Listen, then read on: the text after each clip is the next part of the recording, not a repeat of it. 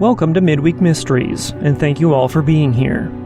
I'm your host, Nick Ryan. If you're new to the show, Midweek Mysteries is a shorter version of our full-length Sunday episodes, where we also enjoy giving a personal shout-out to our newest supporters, so please be sure to tune in. If you're interested in supporting the show, please visit us at patreon.com/paranormalmysteries or at buymeacoffee.com/paranormal, where you can make a one-time donation. And please don't forget that sharing, reviewing, and subscribing to the podcast helps to support us as well, and we thank you. Now let's see what today's storytellers have to say. Today's first midweek mystery comes to us from Victoria. Victoria's story is called Crawling Creatures. Victoria says, "Hello, Nick. I've been a fan for about 2 weeks. I love hearing about others' stories. I seem to attract the paranormal since I was about 5 years old. This story is the scariest that I've had. I was staying the night at my aunt's home when I was about 9. My cousins had all told me that there were paranormal things around the property. That night, I slept beside a couch. There was a hall vertical to the couch, so when I lifted my head, I could see straight down the hall. The moon was full, so it shined through the windows. Around 2 a.m., I heard footsteps, then scratching. More footsteps, then scratching again. I thought it was a cousin playing a prank on me, so when I sat up, I expected them to jump out at me, but they were all sound asleep. When I looked down the hall, there was this black creature crawling toward me, scratching the floor with its claws. I quickly laid back down, pulled the covers over me, and told myself that it wasn't real. After about 5 minutes, I peeked out. This black, crawling creature was at my feet, with its head swinging downward, side to side. I could make out its teeth, which were sharp and yellow. I jumped up and turned the light on, but it was gone. After that, I couldn't sleep there ever again. Later on, when I was about 13, I learned that my mom and my aunt used to play with a Ouija board on the property. They think that they may have opened some type of portal. Thank you for listening to my story." Our next midweek mystery comes to us from Rain. Rain's story is called The White Lady. Rain says, "Hello, Nick. About a year ago I had my first encounter. Let me set the story. My parents lived in Hawaii before I was born. My older sister was born there, and I was born in Colorado. My parents had many ghost stories there, and they tell me stories of some of these ghosts. They had many encounters, but there were a few that were important to me. My dad had told me the story of the White Lady in Hawaii. The White Lady is the story of a woman who killed herself on her wedding day, and she haunts the people in Honolulu. I think her daughter followed me to Colorado. Around a year ago, I met her. I was lying in my bed sleeping when I awoke suddenly. I jolted up and I realized that I was sitting up. I was also floating a few inches above my bed, and I could not move. I panicked and tried to thrash around, but I could not move. I tried to scream, but nothing came out of my mouth. Then I heard somebody telling me to shh. I realized then that I could move my head, and I turned to look at the figure that was telling me to be quiet. I saw a girl that was about my age standing in the doorway. She had jet black hair, and she was wearing a long white nightgown. She was holding a purple blanket, and she was just standing there. I shakily said hello, and she responded with a nice hi. She was not creepy, just the thought of someone unfamiliar standing there watching me sleep was weird. She then giggled and ran away, and then I fell back on my bed and fell straight to sleep. I thought this was a dream, and so did everyone I ever told, and I had myself thinking this until I started back to school in the fall. At school, my grade has recess in front of the yard, and every time I am out there, I see her, standing in the window, waving to me. I have no idea what happened then, but she just disappeared. Last night, I was in a film club, and we were filming silhouettes, and I was standing on the desk in the back, trying to block out the light of the white wall behind me.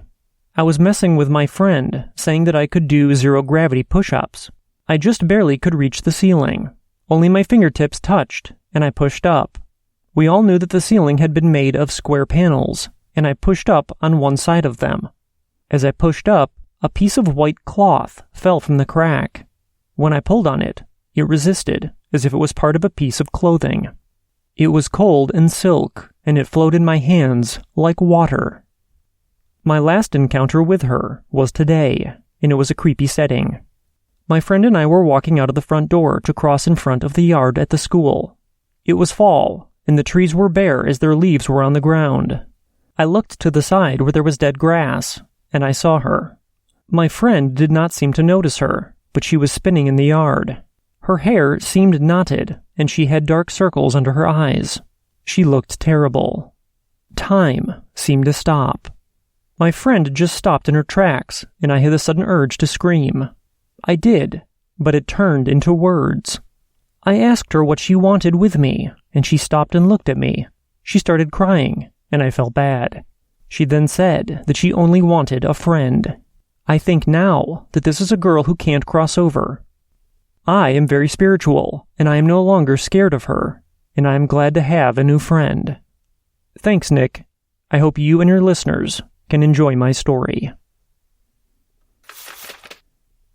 Our next midweek mystery comes to us from Pratyish. Pratyish's story is called Spirit Possession. Pratyish says, "Hi, I just started listening to your podcast 2 weeks ago, and I'm hooked.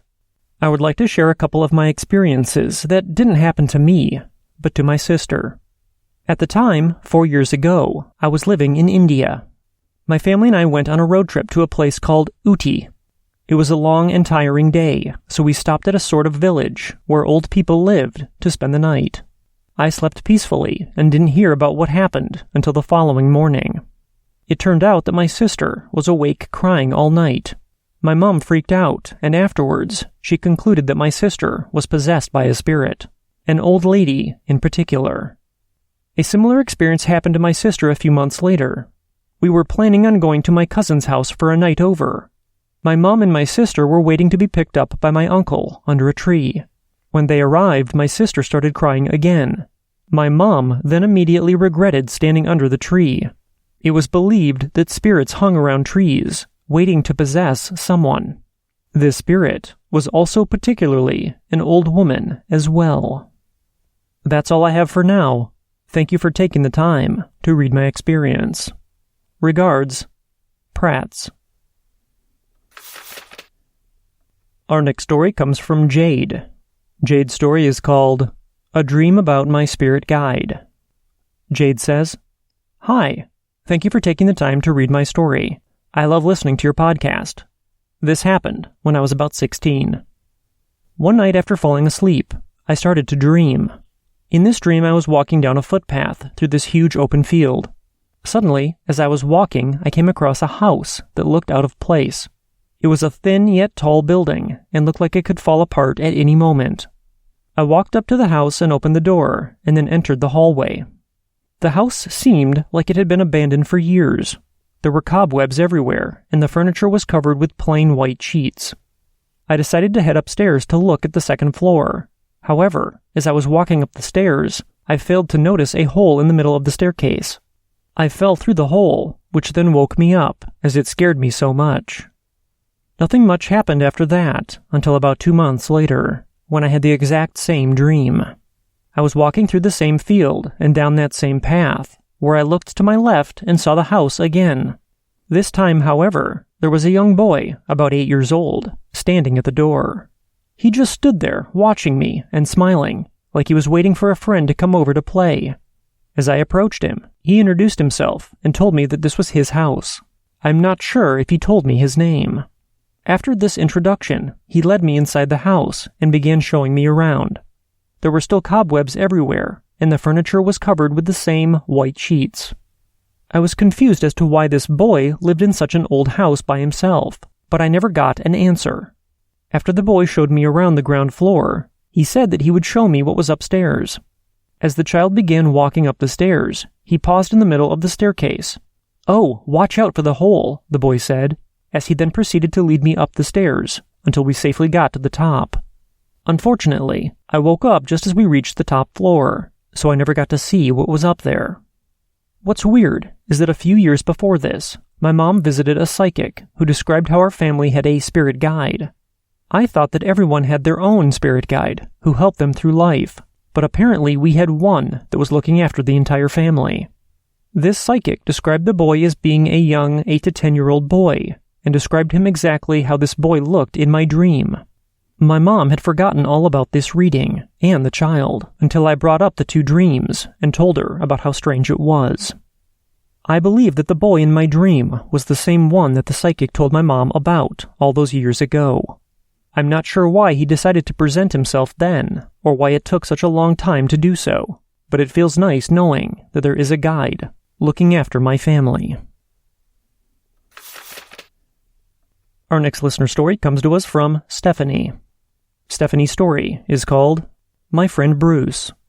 Stephanie says, "Hi Nick, I recently found your podcast and have been greatly enjoying it. I wanted to share my story with you.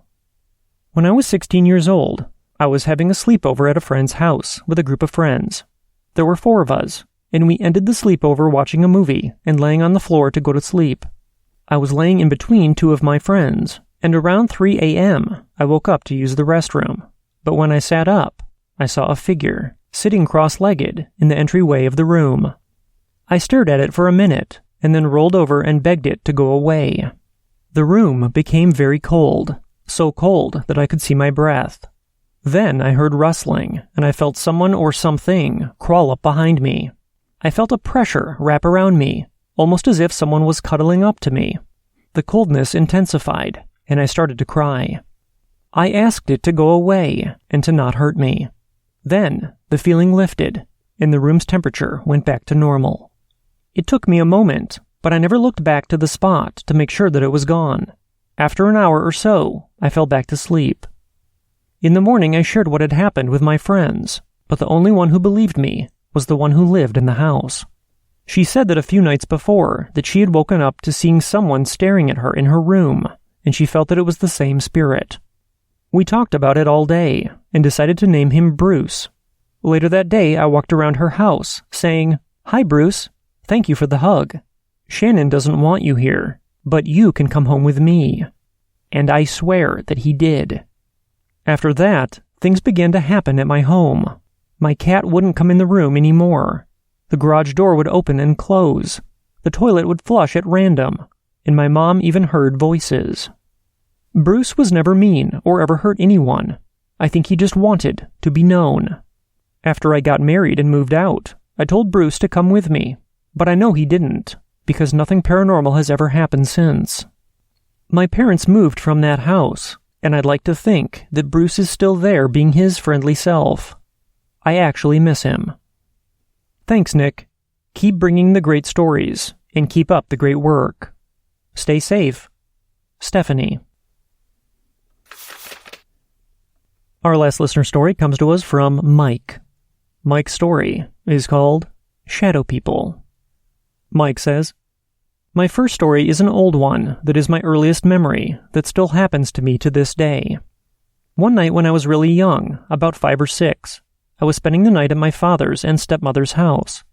I was asleep in one of the spare bedrooms that my father had set aside for me and my little sister for when we came to stay the night with my father and older brother. I had awoke in the middle of the night, and I saw a dark man who at the time looked like a giant because I was so small, and he was just standing at the end of my bed against the wall looking at me. I could make out parts of his face, like his eyes and mouth. His eyes were kind, and he had a soft smile on his face as he noticed that I woke up and was looking at me.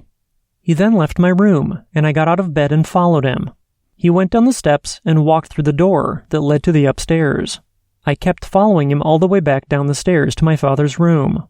As I walked in, he disappeared, and my father looked away from his game and saw me and asked, "What are you doing, buddy?" To which I replied, "I'm following my new friend, Daddy." My dad looked confused, but took me back to my bed, and I went to sleep. I would keep seeing him throughout my life, and each time he never made me feel scared, but instead, he makes me feel safe. I even sometimes see him watching over me at my job, where I have seen lots of things happen that even my coworkers have seen. My second story was while I was living in Eaton, Ohio, with my ex-girlfriend and her mother. Me and my ex were home one night alone, sitting in the backyard smoking cigarettes, when we decided to go get a pizza and a few movies and have a little date night. I went to the car to put the base to her newborn baby's car seat in my car when I had looked up and saw the shadow of a man in the living room. I knew that it wasn't my ex because she was walking down the driveway with the baby. I turned back and looked again, and I didn't see anything. I had told my ex what I had seen when we got back to the house, and she made me go in by myself and turn on all the lights to see if I could find anyone there, or if anything was gone. I didn't see anything, but when I went up to our room and turned on our light, I could see shadow markings of a man's face covering the wall by our bed. I never saw the face or man again. I had told her mother about it, and she said that it was the husband of the female spirit in the house. I thought that she was joking until a few nights after telling her when I was asleep on the couch, and I thought I heard my ex's mom calling me from the kitchen. I rolled over and opened my eyes, and a few inches away from my face was a woman's white, ghostly face looking at me. I quickly turned back and threw the covers over my head. I soon moved out after that because me and my ex broke up, but the things I saw in that house have haunted me ever since. Thank you for reading my stories, and I'd like to hear your take on both of them. Have you ever heard of a friendly shadow person, and have there been sightings of white ghostly women seen with shadow men? Again, thank you for taking the time to read this. As we come to the end of this edition of Midweek Mysteries, I'd like to say thank you to all of you for tuning in and supporting the podcast. And a special thank you goes out to Victoria, Rain, Pratyish, Jade, Stephanie, and Mike for writing in and sharing their experience with all of us. If any of you have thoughts, advice, or a similar experience that you'd like to share with one of tonight's storytellers, you can email me, and I'll be sure to forward your message onto them. If you've witnessed something unexplainable and you'd like to have your story shared on the podcast, please contact me at paranormalmysteriespodcast@gmail.com or visit paranormalmysteriespodcast.com and click on the Tell Your Story link. All of our contact information can be found in the show notes. Until next time, I hope you all have a safe and healthy rest of the week, and we'll see you back here on Sunday with our next full-length episode. From all of us at the Paranormal Mysteries Podcast, thank you for listening, and please remember, don't wait for the unknown to come to you. Get out there and find it.